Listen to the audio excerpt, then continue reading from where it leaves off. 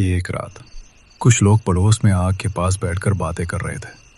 तभी किसी ने बोलना शुरू किया। सर्दी का मौसम शुरू हो गया है। लगता है इससे बच पाना मुश्किल होगा। किशोर, तुम्हारा क्या ख्याल है?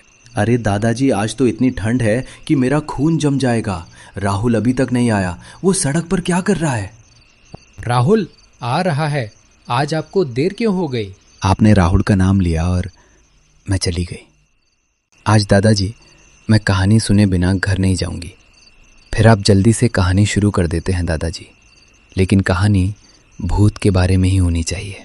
मेरी बात सुनो। मैं तुम्हें अपने जीवन में घटी एक घटना के बारे में बताता हूँ। तब हमारी उम्र ज्यादा नहीं थी। मैं और मेरा दोस्त, हमें एक बुरी आदत थी। बिना किसी को बताए हम अक्सर घूमने निकल जाते थे। एक दिन ऐसे ही घूमते घूमते हम रास्ता भटक गए। चारों तरफ घना जंगल था। पेड़ों की छायाएं सूरज की रोशनी को निगल रही थीं। हवा में अजीब सी सरसराहट थी और कानों में सिर्फ कीड़ों की डरावनी आवाज गूंज रही थी। हम डरते डरते आगे बढ़े। तभी अचानक हमने देखा जंगल के बीचों बीच एक बहुत बड़ा मकान नहीं, एक डरावना राजमहल खड़ा था। अचानक उस महल के अंदर से एक आदमी बाहर आया। उसकी आंखें अजीब थीं और वो धीमी आवाज में बोला, तुम लोग यहाँ क्या कर रहे हो? ओ दादी, हम रास्ता भूल गए हैं। हमें समझ नहीं आ रहा कि किधर जाएं। चारों तरफ सब कुछ एक जैसा लग रहा है। हम बहुत देर से भटक रहे हैं। क्या आप हमें रास्ता दिखा सकती हैं? हमें घर जाना है। अरे बच्चों, डर क्यों रहे हो? मैं तुम्हें ठीक से पहचान नहीं पा रही। ओह, तुम तो रास्ता भटक गए हो। बाहर का जंगल बहुत खतरनाक है। रात उतरने वाली है और यहाँ अजीब चीजें भटकती हैं। आओ, मेरे घर के अंदर आ जाओ। मैं तुम्हें खाना, गर्माहट और आराम दूंगी। यहाँ तुम बिल्कुल सुरक्षित रहोगे। हम दादी के साथ अंदर जा ही रहे थे कि अचानक अंधेरे को चीरते हुए एक साया हमारे सामने आ खड़ा हुआ। बिजली चमकी और हम जम गए। वो कोई और नहीं, हमारे पुराने स्कूल के मास्टर जी थे। उनकी आंखें हमें घूर रही थीं, जैसे वो कुछ कहना चाहते हो। अरे बाबुओ, तुम लोग यहाँ कैसे आ गए? ये जगह बाहर से जितनी शांत दिखती है उतनी है नहीं। यहाँ रुकना बिल्कुल सुरक्षित नहीं है। तुम जिस तरफ जा रहे थे वो रास्ता सही नहीं है। मेरी बात मानो, जितनी जल्दी हो सके इस जगह से दूर निकल जाओ। देर करोगे तो मुश्किल में पड़ सकते हो।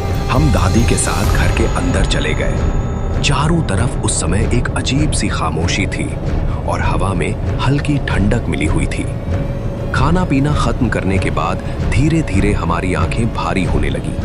हम लेट गए और कब वो आराम की थकान गहरी नींद में बदल गई, कब हमारी आंख लग गई, ये समझने का कोई भी तरीका नहीं रहा। भयानक सड़ी हुई बदबू से मेरी आंख खुल गई। ऐसा लग रहा था जैसे हवा भी सड़ चुकी हो। मैंने आंखें खोली तो देखा चारों तरफ घना अंधेरा हमें निगल रहा था। अचानक मेरी नजर सामने गई। एक परछाई जैसी आकृति धीरे धीरे उभर रही थी। उसका शरीर जैसे गल चुका था। उसकी त्वचा लटक रही थी और उसका रूप इतना भयानक था कि मैं उसे ठीक से देख भी नहीं पा रहा था। मेरे मुंह से कोई आवाज नहीं निकल रही थी। मैं चाहकर भी चीख नहीं पा रहा था। मैं उठना चाहता था, भागना चाहता था, लेकिन मेरा शरीर जैसे जकड़ गया था। मैं बिस्तर से हिल भी नहीं पा रहा था। फिर मैंने अपने पास देखा, जहां मेरा दोस्त सो रहा था। वहां कोई नहीं था। मैं अकेला था, बिल्कुल अकेला। अचानक जैसे बिजली की तरह तेजी से मास्टर साहब सामने आ खड़े हुए। एक पल की भी देर किए बिना उन्होंने उस भयानक साए पर झपट्टा मार दिया। उनकी आंखों में एक अजीब अनजानी चमक थी और चेहरे पर गहरी सख्त खामोशी। ऐसा लग रहा था जैसे उन्हें सब कुछ पहले से ही पता था और यह रात, यह पल इसी का इंतजार कर रहे थे। उसी क्षण कमरे के भीतर एक ठंडी हवा लहर की तरह दौड़ गई और माहौल में एक अनजाना डरावना सन्नाटा छा गया। तुम भागो, अभी भागो। पीछे एक बार भी मत देखना, क्योंकि एक बार अंधेरा तुम्हारी नजरों में उतर गया तो वो तुम्हारी आत्मा को अपना बना लेगा। फिर हमने एक पल भी देर नहीं की, आंखें बंद करके बस भागते चले गए। पीछे क्या हो रहा है, कौन आ रहा है, ये देखने की हिम्मत भी नहीं हुई। सिर्फ अपनी जान बचाने की कोशिश में हम दौड़ते ही रहे। दौड़ते दौड़ते हमारा शरीर धीरे धीरे सुन्न पड़ने लगा। पैरों में जान नहीं थी, सीना जोर जोर से धड़क रहा था। कब हमारी आंखों के सामने अंधेरा छा गया, कब सब कुछ धुंधला हो गया, हमें कुछ भी समझ नहीं आया। और फिर जब हमारी आंख खुली तो हमने खुद को गांव की सीमा के पास जमीन पर पड़ा हुआ पाया, जैसे किसी अनदेखी ताकत ने हमें वहां लाकर छोड़ दिया हो। तो दादाजी, मास्टर साहब का क्या हुआ? क्या वो वापस लौट आए थे या उसी अंधेरे में हम